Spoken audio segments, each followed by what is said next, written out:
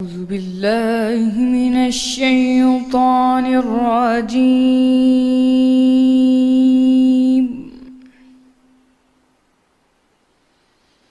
بسم الله الرحمن الرحيم.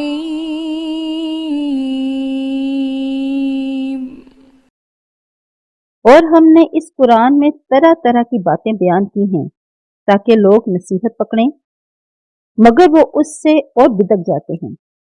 آپ فرما دیجئے کہ اگر اللہ کے ساتھ اور معبود ہوتے جیسا کہ یہ کہتے ہیں تو وہ ضرور اللہ مالک عرش کی طرف لڑنے بھڑنے کے لیے رستہ نکالتے۔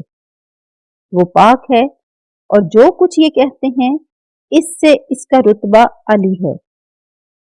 ساتوں آسمان اور زمین اور جو لوگ ان میں ہیں سب اسی کی تسبیح کرتے ہیں، اور مخلوقات میں سے کوئی چیز نہیں مگر اس کی تعریف کے ساتھ تسبیح کرتی ہے، لیکن تم ان کی تسبیح کو نہیں سمجھتے۔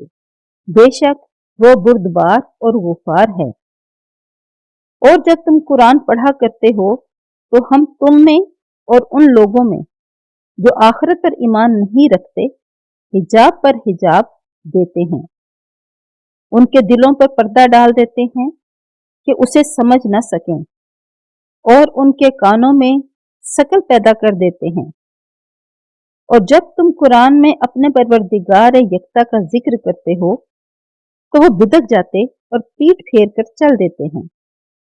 یہ لوگ جب تمہاری طرف کان لگاتے ہیں تو جس نیت سے یہ سنتے ہیں ہم اسے خوب جانتے ہیں، اور جب یہ سرگوشیاں کرتے ہیں یعنی جب ظالم کہتے ہیں کہ تم تو ایک ایسے شخص کی پیروی کرتے ہو جس پر جادو کیا گیا ہے، دیکھو انہوں نے کس کس طرح کی تمہارے بارے میں باتیں بنائی ہیں، سو یہ گمراہ ہو رہے ہیں اور رستہ نہیں پا سکتے۔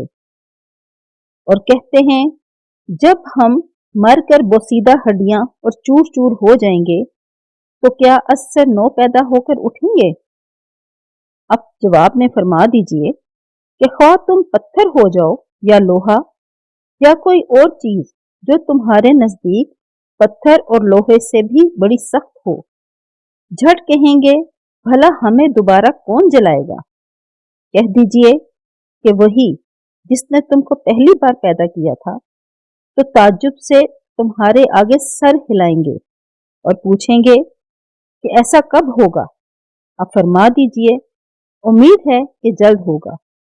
جس دن وہ تمہیں پکارے گا تو تم اس کی تعریف کے ساتھ جواب دو گے اور خیال کرو گے کہ تم دنیا میں بہت کم مدت رہے۔ صدق اللہ